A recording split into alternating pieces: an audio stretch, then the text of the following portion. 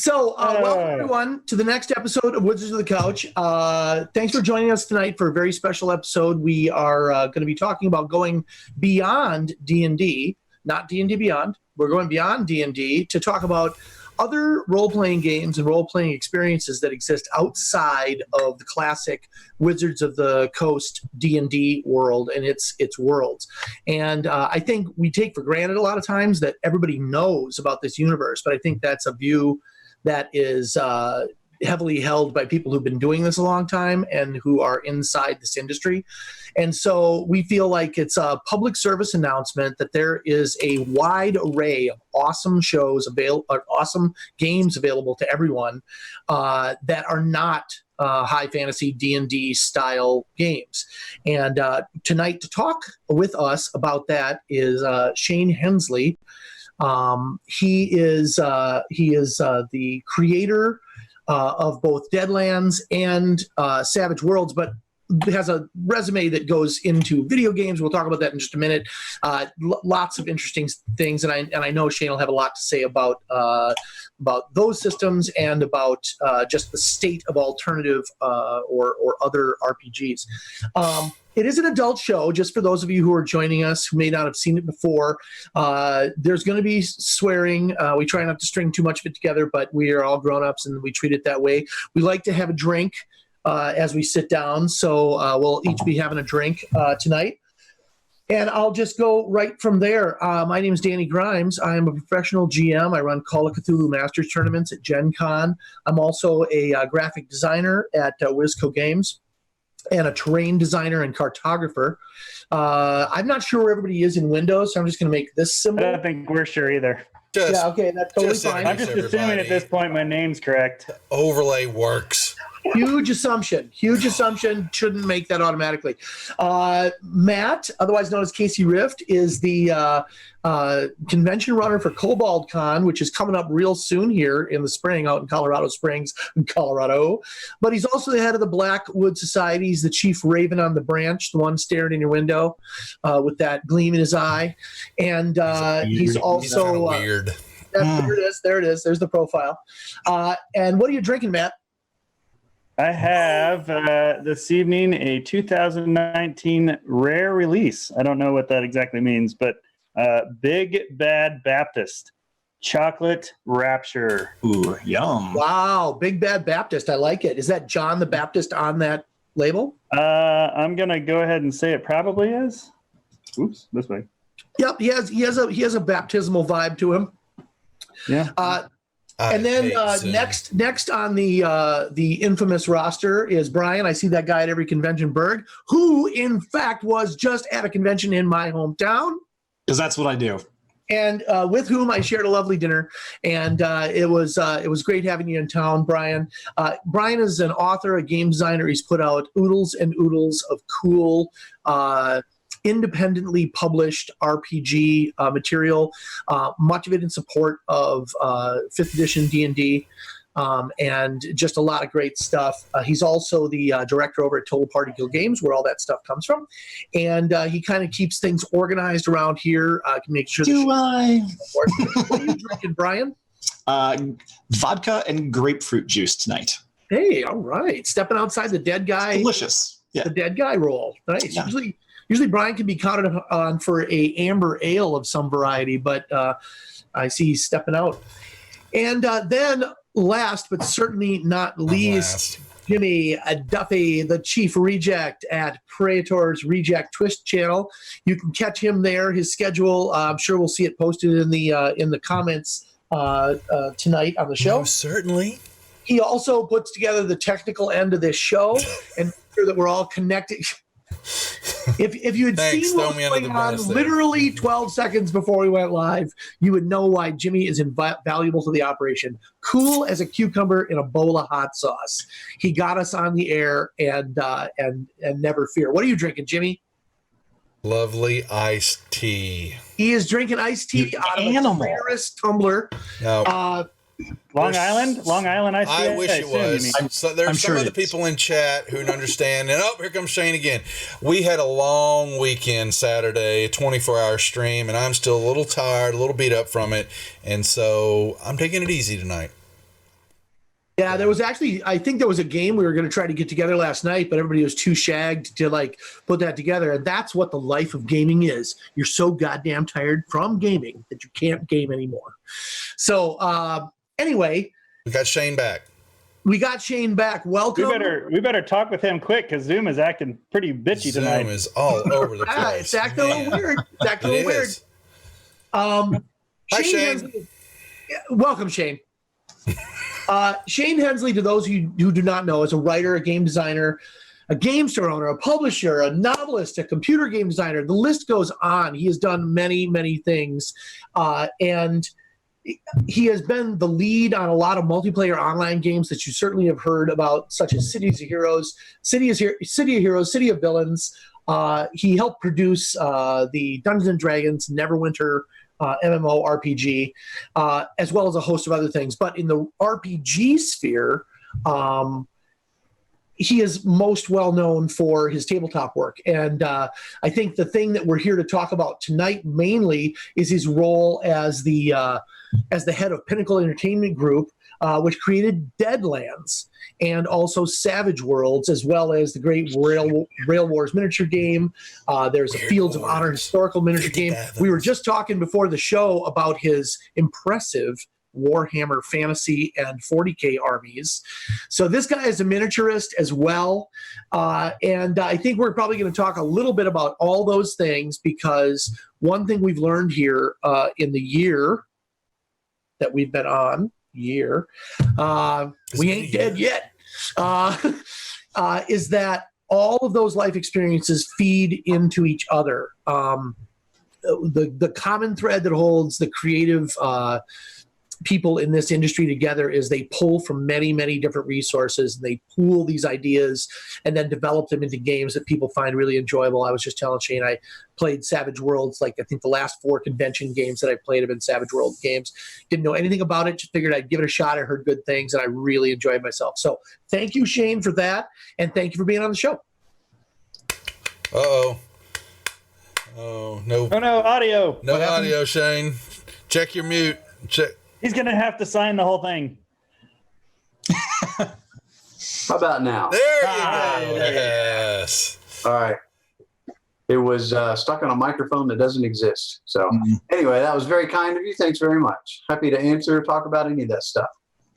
Yeah, I know when we first we were talking earlier, we were talking about like who really knows the rules and stuff like that. I think this show, we're not going to super worry about the rules as much as just talking about the development of games and the philosophy of developing games, and why people need to like poke their nose out of the world of D&D. Mm-hmm. Do that too. Certainly nothing wrong with D&D. D&D is great. 5th edition is probably the best edition ever made of it. Agreed. In terms of many factors, but there's a good reason to like get above that and move into some other areas to have some different types of experiences, both story-wise and mechanically. So we're eager to hear all about your experiences in history in the lead up to this. Yeah. Okay. For sure. So like, where did it? Have you always been a role-playing gamer? Shane, or so for me, and you can hear me, right? Yes, we can. Yep. Okay, great. So for me, it started. I was a comic book nerd from the age of about 3 or 4, and in the 70s, TSR, or I guess it was the 80s, TSR ran these ads in the back of Marvel Comics, and they were wormy ads. But the one I remember were the. Oh no! You got to be kidding me! Oh man. I hate Zoom. I hate it now. He's back. He's back. The app just closed. I hate. Wow. The weirdest thing. Can you hear me now? Yeah. Go ahead, Shane. Keep trying. I'm going to check something online. Go ahead. All right. So in the back of this comic book was one of these comics, and the end of it, I don't remember anything else except it said "Greetings, mortal worms," and I thought, well, that's really cool. What is this Dungeons and Dragons stuff? And that year, so I lived in Virginia, in a tiny little coal mining town. We didn't have a bookstore or anything, but the Sears catalog, the Wish book, used to carry Dungeons and Dragons and painted miniatures, the old dungeon. Wow. So for Christmas, I got an assortment of stuff that really didn't go together, from basic, advanced, and I guess it was a basic and advanced D&D. Books and in the box sets. Couldn't figure out how they went together. Didn't know how to play them. Did everything wrong, but I still loved it anyway, right? And the beauty of the Dungeon Master's Guide was it didn't really tell me how to run a game, but I learned what an oligarchy was. I learned what a theocracy was. It was just really kind of mind expanding for a 10-year-old kid. And my love of RPGs and creating and designing stuff for it just spread from there. I got really into the Marvel game because I was a comic book geek. And what I loved about the TSR Marvel game, the Phase Rip game, was I could make Mad Max and Red Sonja and Conan and all this stuff with it. So, I was doing John Wayne adventures, actually. I had big maps and figures and all that stuff. And we played those, and then I played, everything they made. And then in college, I got into GURPS, and then I discovered Torg, and then I decided that I would create this world that was burning a hole in my head, Deadlands, and wanted to do my own system for it. And I had been freelancing at that point for TSR, West End, FASA, White Wolf, just about anybody you can think of from the 80s and 90s. And I had enough experience to do so. I asked Greg Gordon and Matt Forbeck to join me, and we did. We made Deadlands, and it was a surprise hit after everyone at every distributor told us it would never sell. So, joke's on them. Pretty much. It did all right. Yep. Shane, did you say Matt Forbeck? Mm-hmm. Oh, cool. I didn't realize he was involved in it. That's awesome. We were both freelancers at the same time, and we'd go to all the industry parties and stuff together at Gen Con, and maybe developed a little bit of a reputation. And when it came time to do Deadlands, he was the guy I wanted to be partnered with. Mm-hmm. Greg was my mentor, really, for working on Torg. And I was telling him about it, and he said he wanted in too. So, I was just going to pay them for advice, but they all decided that they actually wanted to be part of the company. So they were briefly. Greg had to bow out really quickly due to some issues. Matt stayed with us through about 99 or so.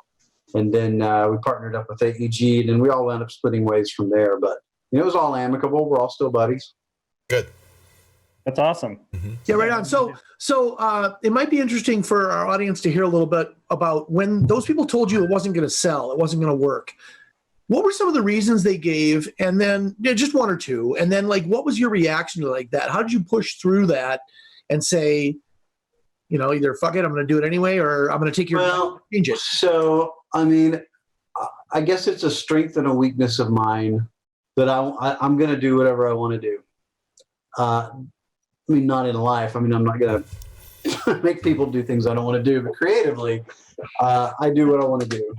And I have been very fortunate in that, most of the time it's worked out. And with Deadlands, I just, so it started with this painting that Brom did of a Confederate vampire. Oh my gosh, yes. And, yeah. So I saw it as a White Wolf magazine cover at Gen Con. And I've told this story 1,000 times, but it's about a 16-hour drive from Lake Geneva Gen Con back to our house. And through the night, I just couldn't get this image out of my head. And I started thinking about, what was so important to this guy that he would have to come back from the dead to avenge or to write or to do, right? And, I had this image of this hand coming up out of the grave, and I was really more of a John Wayne guy than a Clint Eastwood guy at that time. I love them both now.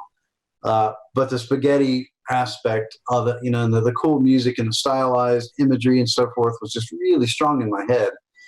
And then it was probably another 2 years before I put it all together. I ran it in the basement of my house for some friends, and they liked it. It just felt special.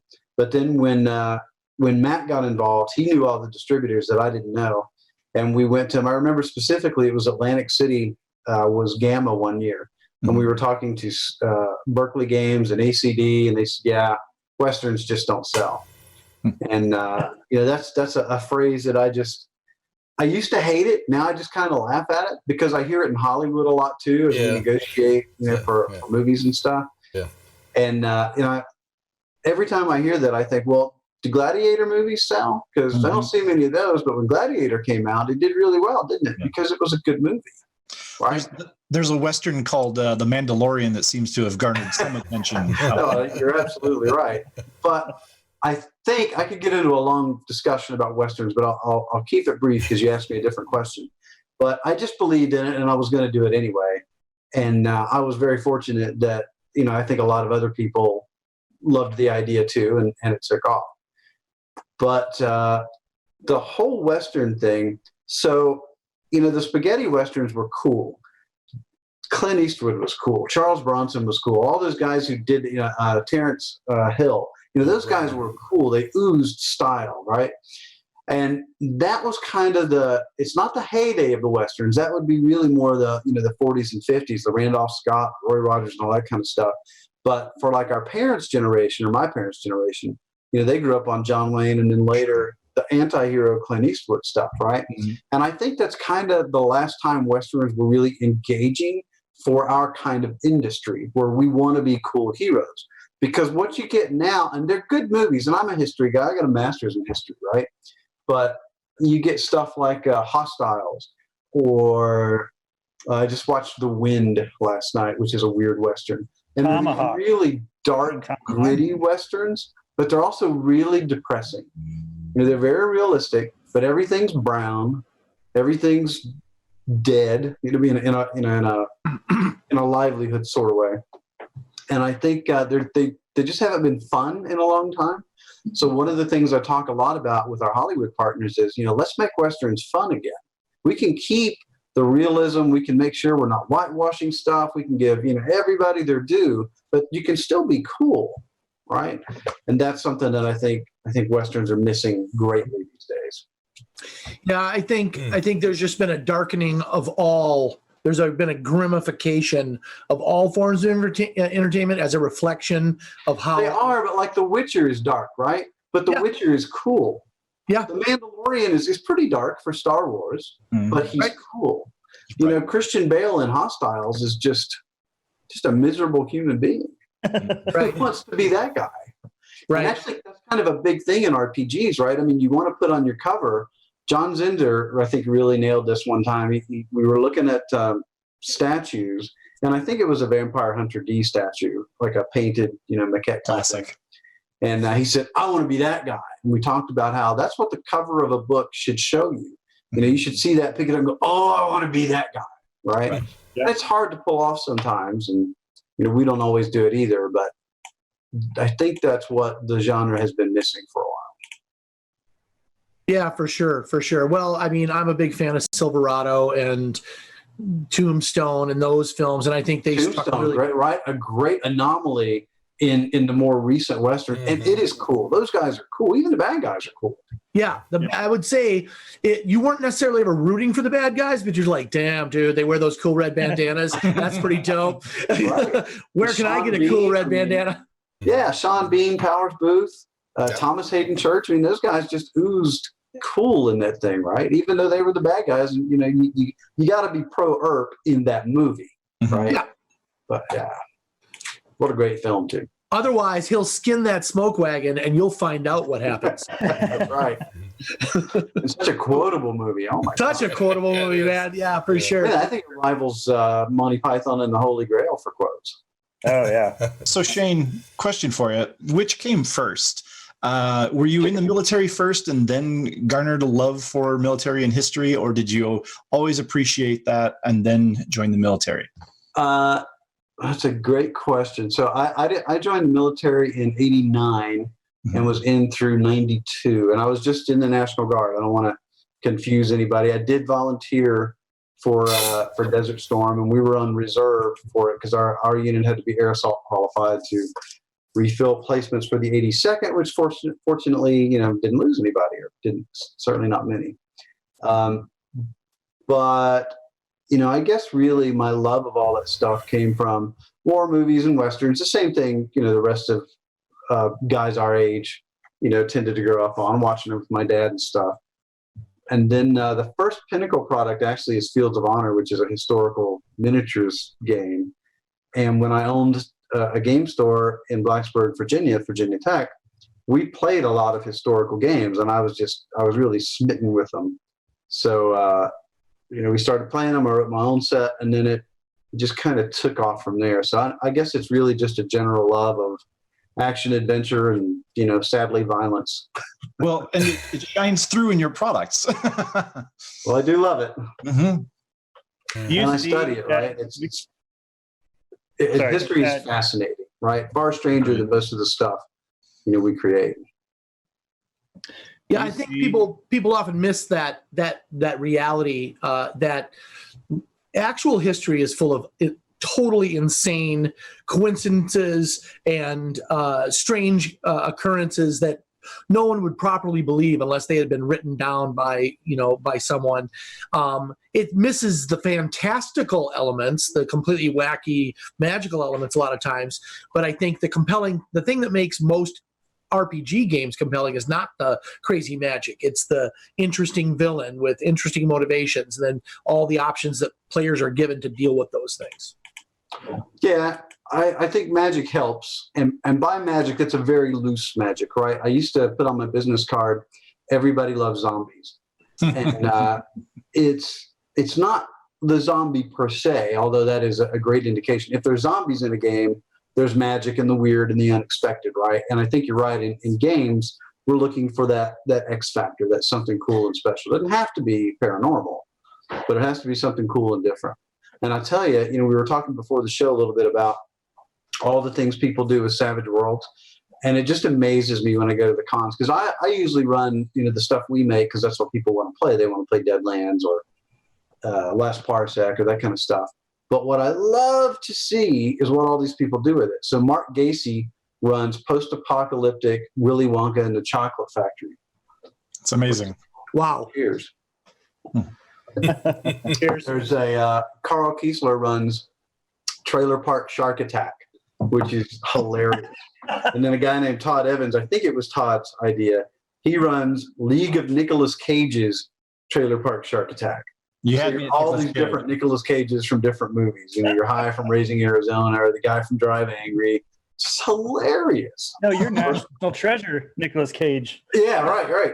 And Danny, you said you played something in Tsarist Russia last week?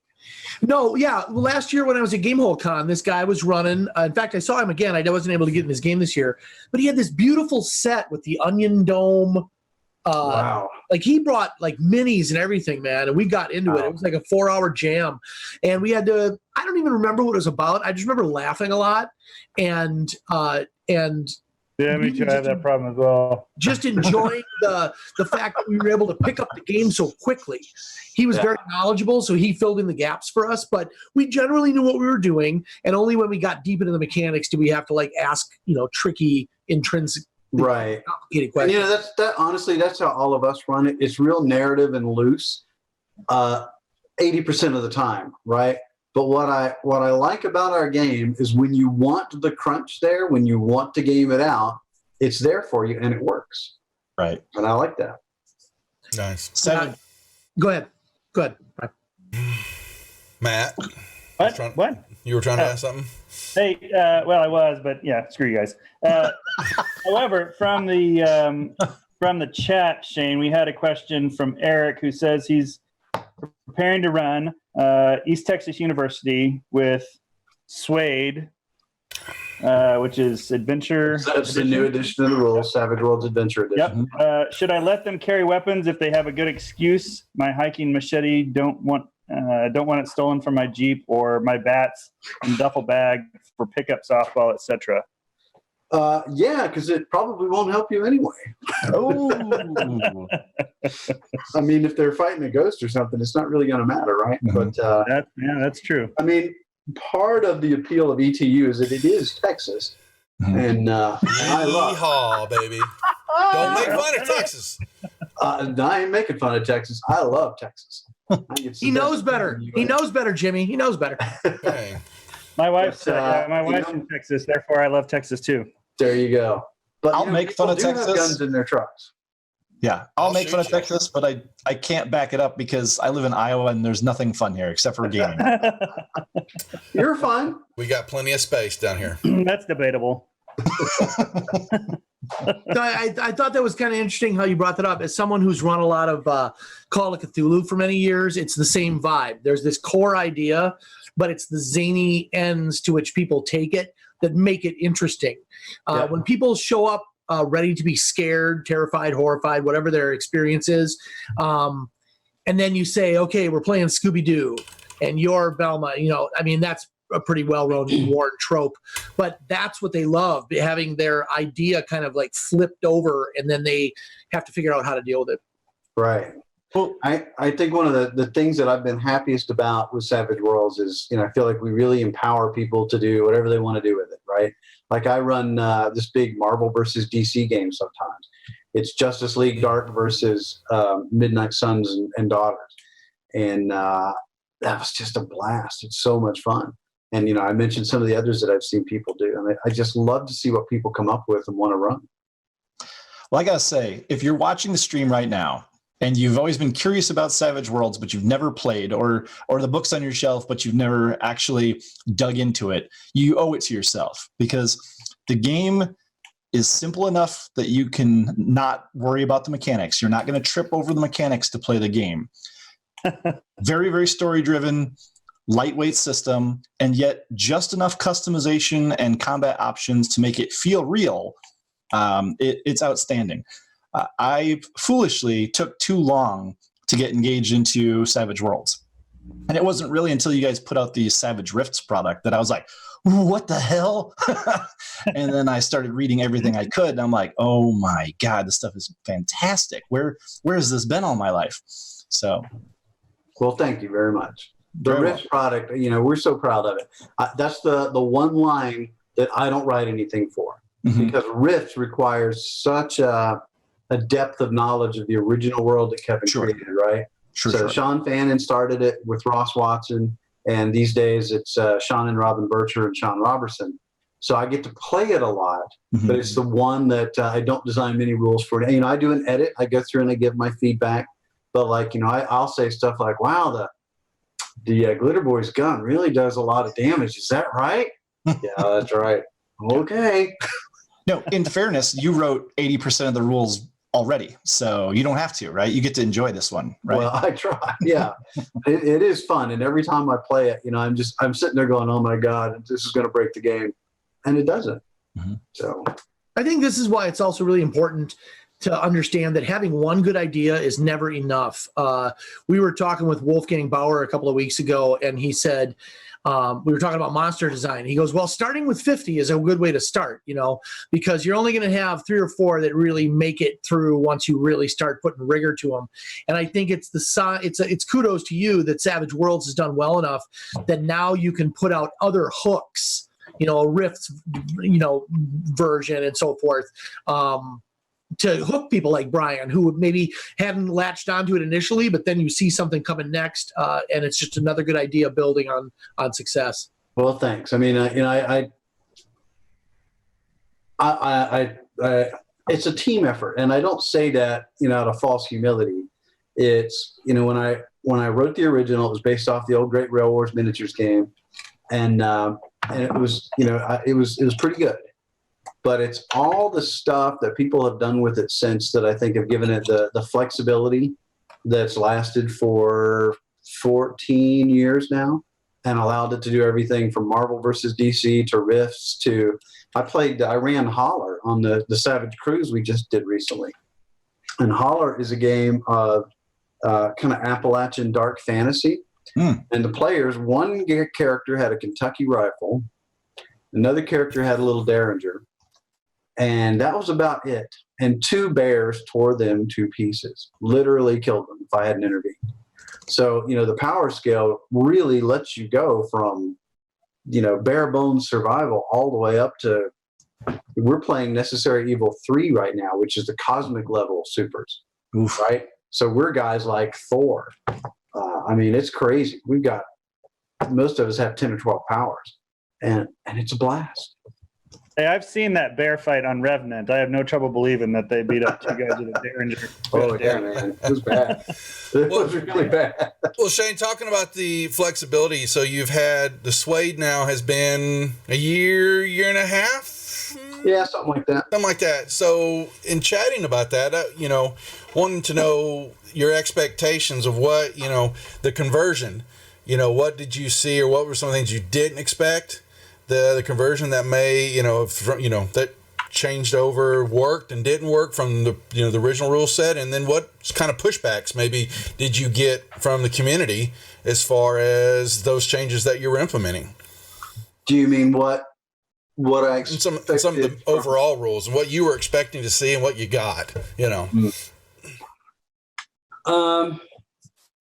It's a good question. I guess it really has gone according to plan because all the feedback came from the community, right? So like I ran and played in hundreds of games over the last 14 years, lots of them pretty intense sessions like NormCon, which I'm going to in Cleveland, which is run by my buddy Norm, no relation Hensley. And, it's literally a weekend where it's just we finish one game and we start the next, right? And we just go right from one to another. So I would take notes as we played. Genghis Khan has been great. I mean, there's usually 100 Savage Worlds events there. I think there were 70 there this year. Yeah. And I'll just go from game to game to game, and I'll take notes. This person looked a little confused about how this worked. How can I word that better the next time out? And I think, 99% of that all worked out. The one thing that I had been testing and our play testers really liked, but then when we put the book out, completely crashed, was the chase rules. So we had one system during the playtest years where nobody knew we were working on a new edition, and all the playtesters thought it was great, no problem. And then we put it out to the backers of the Kickstarter, and it just did not click at all. So we had a backup one we played with, which is the one that's in there now, and people seem to love it who play it. But it is a little, I don't know, complicated may not be the right word because it's not really complicated, but it does take a reading and a trial or two to get it, right? I mean, chases are complicated things when you're trying to handle everything from a foot chase over the rooftops of Lankmar to a massive Star Wars dogfight battle, right? And that one set of rules handles all that. Can you compare it quantitatively to the grappling rules from 3rd edition D&D? Well, ours works. Oh, wow. Shots fired.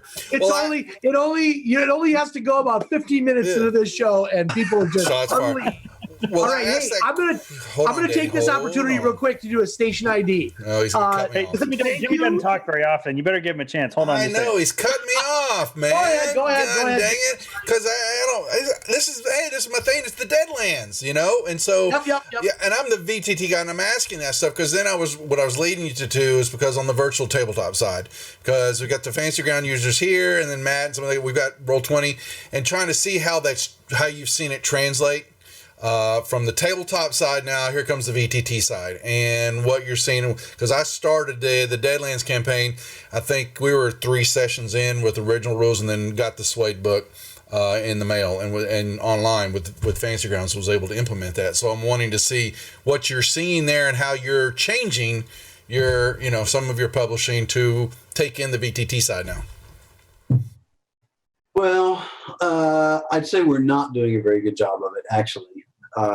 We believe in it. We also know that we want it. Yeah, and it's tough to find people who play anything besides D&D or maybe Pathfinder in a lot of the U.S. and the world, right? So being able to play virtually is a big deal. The issues we've had are, first off, Fantasy Grounds is a fantastic partner. They're just a great partner, and they do everything for us. Right. We give them the original files, and they do everything. With like Roll20, we have to create all that, and we're not experts at it. We don't play that way. We believe in it. We want to support it, but because none of us play it that way, we just don't quite get it. I don't know it. Oh. It is amazing to me how different the models are between Roll20 and Fantasy Grounds as competitors, because it is exceedingly difficult. I'm a Roll20 dude, and I will play that over Fantasy Grounds any day, but it is exceedingly difficult to get any content up there. I will absolutely agree with you there. Yeah. I'll probably get in trouble for this, but I'm going to say it Welcome to the anyway. show. It Bring was it. a big turn off to me when they said they didn't want any more white guys. You know, Was it for was a many. turn off. So Roll 20. Nice. Yeah, so. Well, that's You know, rough. I'm all for everybody feeling welcome at the table, but that didn't make me feel welcome. Yeah, that is. Do you think that's okay? So since we're opening that can of worms, I'm ready to fucking bait my hook. Do you think that's why they release the stats and they show, hey, everybody plays D&D, so anybody who wants to play something else, why don't you just shut up because your game is marginal? I don't know. I met Nolan, who runs it one time, and he seems like a nice guy. And I certainly encourage and support, again, welcoming everyone who wants to play any of our games, right? But I don't know any more about the company or what they're doing than that. That was really, I didn't pay much more attention to it after that. I'm sure there's no intentional malice, right? I mean, it'd be foolish. They'd be sinking their own ship if it was. And I think it's great to push inclusion. We want to see everyone represented in gaming, but I think we do have to look at the overall population, right? Oh God, are we going into last call already? Does seem that way. We'll hold it.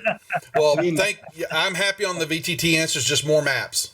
I just give me some more Deadland maps and get the third-party content out there, churning them out, and I'll get Deadlands all over the channel. Promise. So Okay, well, we we I had to really, agree with you though, Brian. I didn't mean to cut you off. we really just need an Stifle your evangelist. thought process there. If the demographic is if the demographic is there, then I mean you shouldn't try and shove out the primary demographic just for the sake. I would I assume. don't think we should shove anybody out, right? Absolutely. You shouldn't shuffle anyone out out the door. Yeah. That I think you got a station ID. yeah. Yeah, I do. Real quick, hey, we are Wizards of the Couch. We are here every first and third Monday of each month. We've been going for about a year now, and our list of guests continues to be staggeringly awesome, including tonight's guest, Shane Hensley from Pinnacle Entertainment Group. We're talking about Deadlands and Savage Worlds, but I want to shout out to all the patrons that are supporting us through Patreon. Your continued support obviously helps us to keep this show on the web, and also keep us all driving Porsche Cayennes.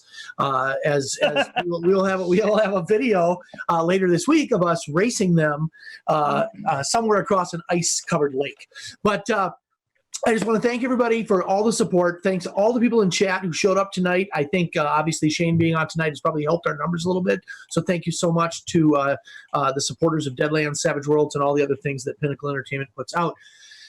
You can find us here, like I said, first and third Monday, but also you can find us everywhere else on social media as either Wizards Couch or Wizards of the Couch, Instagram, Facebook, Patreon, YouTube. You'll be able to see this in about 5 to 10 days on YouTube. We'll have produced something there. What's that, Matt?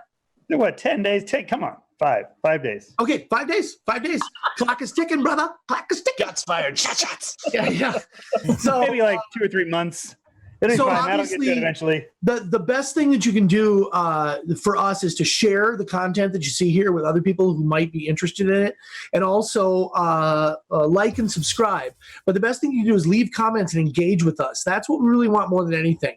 We want to be able to respond to you to find out what you all want on this show and in the other shows we're producing, such as every Thursday night, Whose Monster Is It Anyway, at 9 p.m. Central on this same channel, hosted by Casey Rift, where we sit down with artist in residence Phil Stone, and he draws in real time a monster that Matt and a special guest star come up with. So we always want to invite people back. Maybe we can get Shane on one of these days to Shane, help you us can come totally up get on with the show. It's a awesome. Deadlands creature or something like that, because it's really Sounds fun to see cool. it appear in front of you. And at the end of an hour, you have a monster you can run in your game. So let's get back. I think Matt had a question queued up.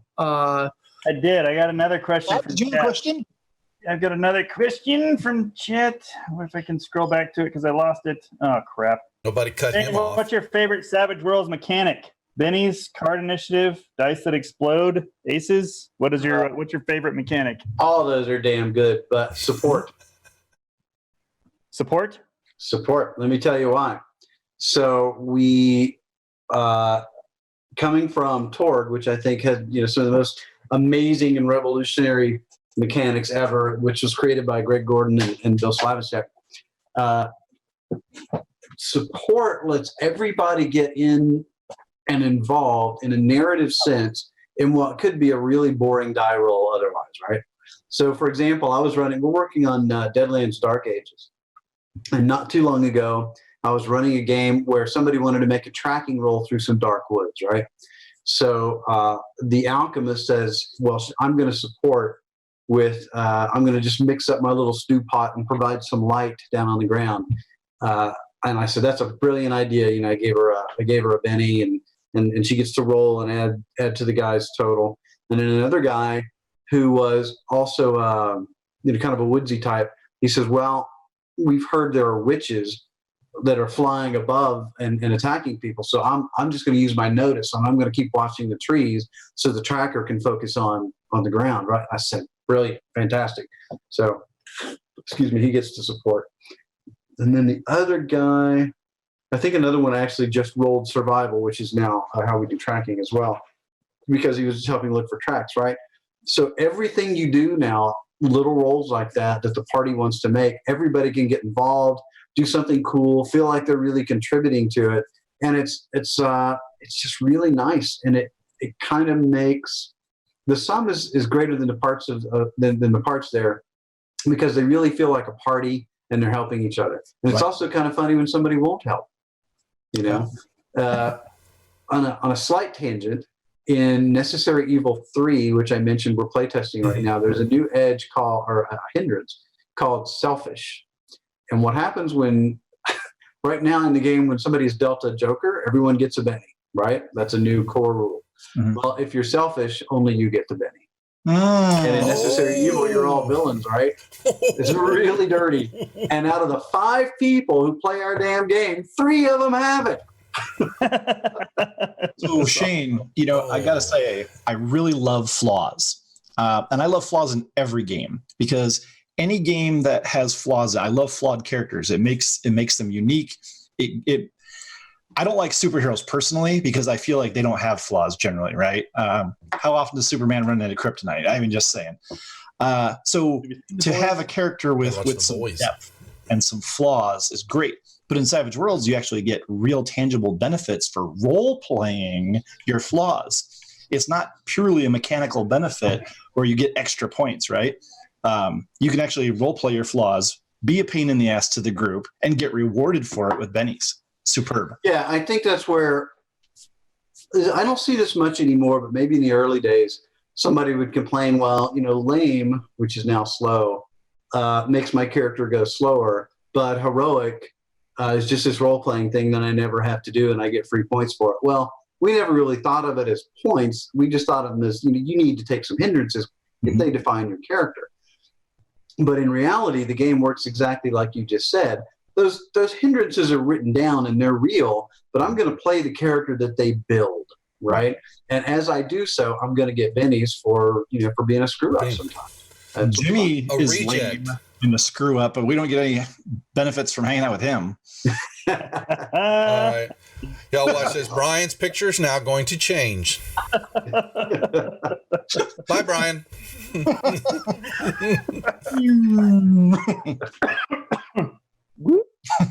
I don't get any love. I don't. So Shane, give me your for people that don't know in chat. So we've been talking a lot of Savage Worlds, but what's your 30-second elevator pitch for Deadlands specifically? Pew pew. Yeah, it's a zombie western, right? It's not only just a horror western, but the big hook of the game is the Harrowed, which when you die in the game, you might just come back with a demon inside you. Oof. And then it's all about a battle of, yes, you get some cool powers from the demon, but the demon's constantly trying to take you over. Mm-hmm. And we just gave everybody a taste of what the new rules for all the Deadlands lines are going to be like in Lost Colony. So it's actually a very streamlined process now, and somewhat inspired by Sounds Like Crows. If anybody's ever listened to their podcast, it's a really good Deadlands podcast, very mature. But the way they depict the Harrowed, we just loved it. and we really embraced that part of the design, and it's simpler now, and I think a lot of fun. Well, that's actually a very, very good segue. So what when we're talking about the Lost Colony, what are some of those changes, or I get not changes but additions? Like, so what are we looking at with the Lost with Colony? Harrowed specifically, we have a new mechanic called let the devil out. Okay, or let the devil take the reins. Can't remember which one we finally settled on. Now you're talking. Yeah, but you turn it loose. You're going to get to add a D6 to all your rolls for a certain number of rounds, right? But to pay for it, it's always about a bargain, right? It's a Faustian bargain. So you've got to roll on a table or draw from this set of cards, and there's 6 different results like murder, mischief, mayhem, etc. And they are going to have effects. So whereas before you kind of wrestled with the minion and it was kind of up to the GM to decide, okay, well, I'm going to take him over and make him do some bad stuff. Now it's a harder mechanic. It's more clear, and it's also a little more dangerous, but you also get a way more powerful benefit from it. So, it's almost like Elric, right? When he embraces Stormbringer and lets him go wild, right? He gets all that power, but what does it take from him in return? And that's what we did. So if you're curious, it's in Lost Colony right now, and the Deadlands Kickstarter is next month, and it will be in there as well. It's the same rules. Let's segue to that. So give us the info so we can promote this Kickstarter, Shane. Well, awesome. Thank you. Table is yours. Deadlands, The Weird West has actually been out of print for 2 years. So our flagship game, you could not buy it for 2 years. And in fact, and I paid for it in many ways, but there was a guy who is the showrunner for a very popular TV show, and our Hollywood guys wanted him to do a pitch for a story for a Deadlands TV series, okay? Oh, God. And we were desperately trying to find some books to send him so he could get immersed. We couldn't find them anywhere for any reasonable cost, eBay or anything. If you look on eBay, they're just stupid expensive. And he wanted physical copies. PDF just wasn't good enough for this guy. So I had to go print out both the Player's Handbook and Marshall's Handbook, at the local copy shop, and overnight them. Wound up costing about $400 altogether. Oh, so, my God, I want to get these books back in print. If nothing else, for the get them signed. The licensees. Wow. Yeah. So so the date on that is again, one more time? I don't think we've announced the start date, but it's the end of March. I know what it is, but we always hold off on it. And the reason we hold off on it, not because there's some big secret or anything, but if like Simon or one of those guys launches a big Kickstarter that week that we don't know about, it can really kill your Kickstarter, right? If there's some other huge competition right then. So we always are a little fuzzy, so we can wait a week or take a week, because it's tough sometimes, especially with our big box sets. The top buy-in will probably be around $200 or something if you want everything, and that's expensive for some people, and we want to make sure that we're not putting them out. Where it falls on payday is kind of a big deal, that kind of stuff. We look forward to the announcement, because we will be one of those. And we will broadcast that announcement far and wide. Yes. Thank you. Yeah. Oh yeah. Yeah, you can just go to the Savage Worlds Facebook page too. I mean, it'll be all over the place. Yeah. We'll follow me personally on Facebook. Yeah. I'm happy to do that. Will do. Yeah, that's great. Who's next? Danny. Oh God, pants down. The question that I had, I think we're kind of just answering as we go. I started like many people, we all started in that D&D fantasy realm, and I guess what I struggle with sometimes is explaining to people who are so deeply steeped in swords and fireball and beholder and illithid and all of that stuff, how to make the pitch to them to try something different. I almost have to describe it in D&D terms for them so that I can engage them.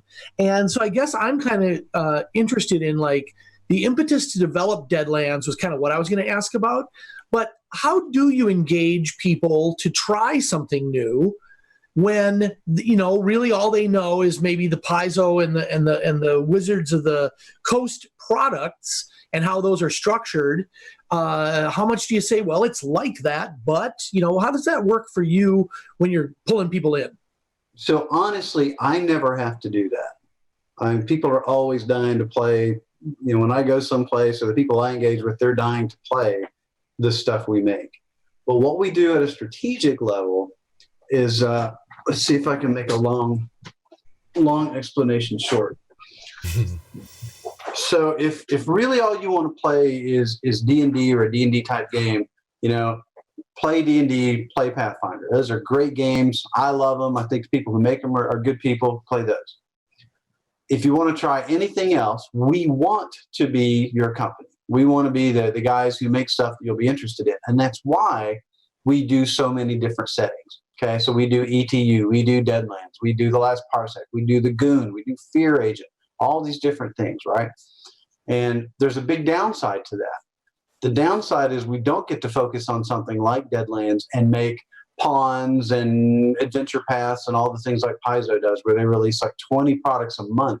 That's exactly what I'm talking about. Yep. Yeah. You're not wrong. We don't do that. We don't have that kind of immersion. And it might be that it's a really bad business policy that we go this direction. But as I said earlier when we were talking, I'm going to do what I want to do. And this is what I want to do. I like playing all these things. And I'm kind of doing the shoot the moon strategy. Mm-hmm. I want to create everything else you want to play, right? If you like, our game system at all, I think we're going to have a setting that you're going to be compelled to play. I think the more difficult thing that I've seen a lot, especially on our forums, is if somebody plays D&D all the time and then they come play Savage Worlds, there's a paradigm shift, right? With D&D, it's a very measured, ablative hit point system, right, and a rest system, and all the other things that are just slowly wearing away resources, right? But in our game, the greatest paladin can be killed by a lucky shot from a goblin. Yep, one and a couple aces. And a lot of people don't like that. Now we do, and I do, right? Mm-hmm. I want you to be in danger, and in fact, that kind of came from that very issue. Back in college, John Goff, who writes a lot of our Deadlands stuff, was my college DM for Dungeons and Dragons, and we were playing the Isle of Dread. And one of his buddies, John Crocker, was this paladin, and he was a two-handed wielder, and he's just chopping his way through these orcs, and it's literally an army of 1,000 orcs. Well, the way the rules were at the time, they actually couldn't hit him. Right. There's no way they can hit him, right? And I thought, well, this is, it's a fun scene, and we're having a great time and all, but that's really dumb. And the games I like, they're really dangerous. That's why it's called Savage Worlds. Right. Right? Some of my best moments as a GM, I did this huge Warhammer weekend with, I told you I had all these armies, right? I had miniatures and terrain and everything, but it was a big RPG session, but I put all the stuff out. And one time the party was supposed to rescue these slaves from a dark elf camp, right? And I set it all up, and they looked at it and they said, we can't take that. And they walked away. And I didn't mind setting all that stuff out at all, right? They made a really cool decision that they weren't just going to attack it anyway because we're PCs and it's what we do.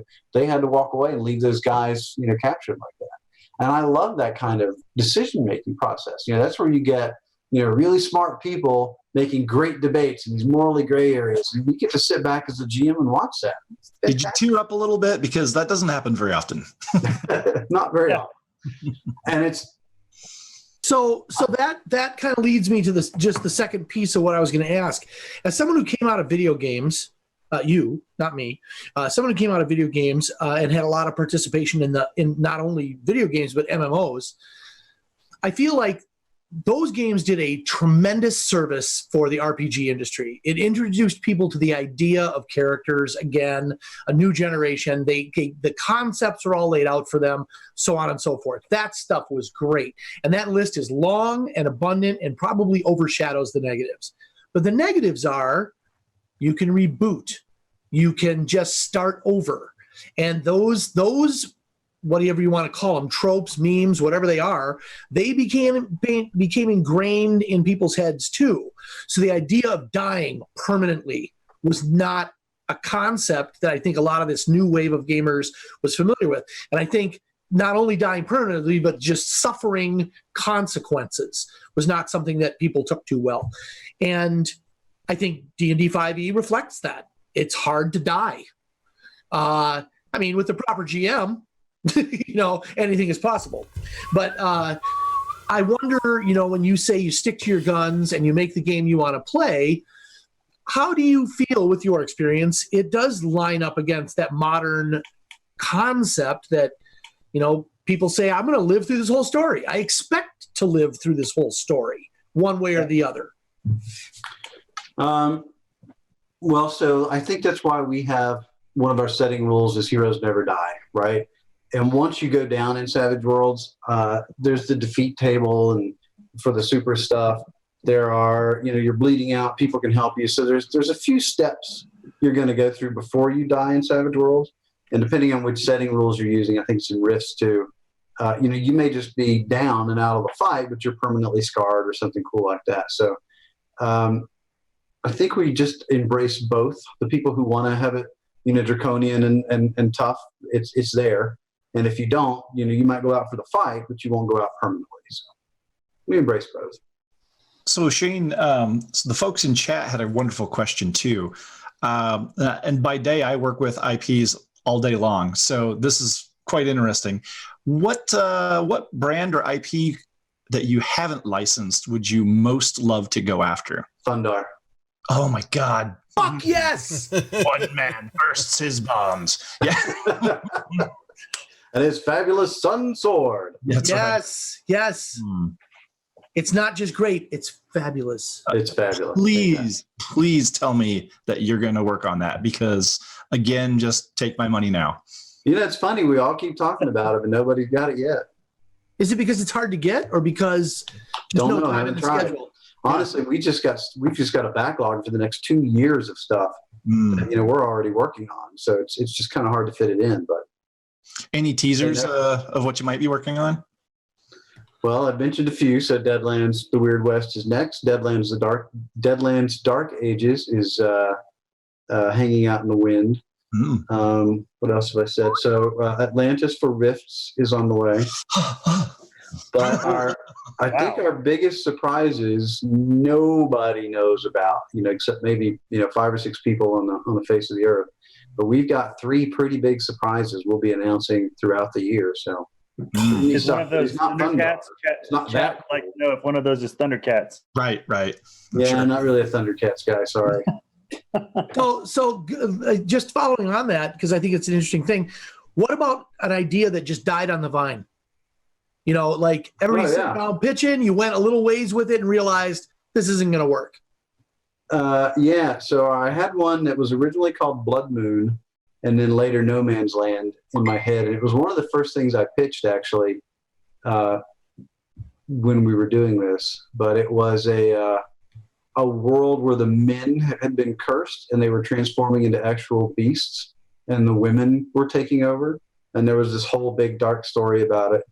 And I actually ran a couple of sessions out of it. It was pretty cool. But ultimately, other stuff felt better. You said you were a comic. You said you were a comic book guy, right? Oh yeah. Do you know the book Why? The Last Man? Sure. This sounds that when you were saying what you were just talking about. This was more dark fantasy version. Right. There's a barbarian husband guy that's beating his princess wife, and she's the one that pushes him out, you know, the balcony, and he dies, and she curses all of mankind, and it's this big dark thing. Nice. But yeah, that one just didn't seem to have the legs I wanted it to. But you know, maybe as a one-off or something someday I'll do that. We've got another question in chat. So what about Rifts getting some Fantasy Ground love and support? Well, so the problem there is Kevin has a fantastic arrangement with a very big studio for a movie. Okay. You know, it's just like mine. Nothing's happened yet for him, right? But it's, you know, contracts are signed and people are working on stuff, and, you know, these things linger forever. But part of that contract is that all the electronic rights are tied up with it. Now, that doesn't mean that he can't do Fantasy Grounds, but it does mean that somebody there at this studio has to understand the difference between what Fantasy Grounds is and like a video game. Right. And you would be surprised how difficult it is to not only explain that concept, but then to quantify it in a contract. Wonderful. So that's why Rifts is particularly difficult. But I would expect us to resolve that with Kevin and the attorneys sometime this year and get support over there. That's my hope. Good. There you go, both. All right. Yep. What else, gentlemen? Have we asked it out there? Yeah, Shane, thank you so much for being part of the show. We've probably got like 3-4 more hours of questions for you, but I guess that just means you'll have to come back. I would love to. Are you interested, Shane? Are you interested at all in answering a real nerd question, real quick? Sure. I've got a question in chat from Eric. What is the optional wounds cap rule I heard about? Is it that you can't go incapacitated from 0 wounds if you are a wild card? No. Question makes sense. What it means is, let's say somebody hits you with a rocket launcher and you wind up taking like 9 wounds. Okay. Mm-hmm. If you want to soak 9 wounds, you're going to have to roll a 56, right? So if you're playing with the 4 wound cap, it means that the most wounds you can take is 4, which is still enough to kill you. But you only need to soak 16 now, right? Because every 4 points soaks a wound. Right. So what it means is if you get at least a 4, you're still going to have 3 wounds, but you won't be dead. Right. Right? That's all it means. Cool. So it's just I hope that answers kind of like the heroes never die rule. Mm-hmm. It's a way to help keep you alive. It also kind of helps with one of the other problems that people sometimes have is your big bad guy gets killed too easy. Okay. We actually kind of think that's a perk too, but we can debate it. But if you're playing with that rule, then the big bad guy can soak his wounds much easier as well. Right. Right. And doesn't that I think really touches on the idea that in most cases people want to extend the play. They want to extend the excitement. They're willing to take damage or permanent scars or in Call of Cthulhu, insanity, whatever the thing is, whatever the trail of tears that you have to carry behind you in order to continue, you're willing to do because it's more fun than just being dead. Yeah. Yeah. Mm-hmm. Yeah. But, for me, again, it depends on what you're playing. If you're playing something kind of dark and gritty, then death ought to be a real part of it, right? If not, if you're like Rifts, for example, it's dangerous, but maybe you get that wound or you get that scar, you lose a stat or something, but your character's not gone forever. So it gives the GM and the player some control there. Well, hey, you are hearing it direct from the guy at the top, at the pinnacle. Pinnacle Entertainment Group. And I have to apologize. I'm deathly ill. My pun-making apparatus is not good. Thanks a lot for being here tonight, Shane. We really appreciate you taking the time out on a Monday to talk with us. Everyone in chat, thank you so much. We're going to continue on for another half hour. We got some other topics we're going to discuss. But thanks a lot, Shane, for taking your time out tonight. And we'll definitely be promoting that Kickstarter as it gets closer. So give us the inside scoop so we can get it out there. Yes. You're most welcome, and thanks for having me. You guys were a blast. Thank you, Shane. Appreciate it. Right on. Thanks, Shane, man. You're the best. All right. Bye, guys. Yep.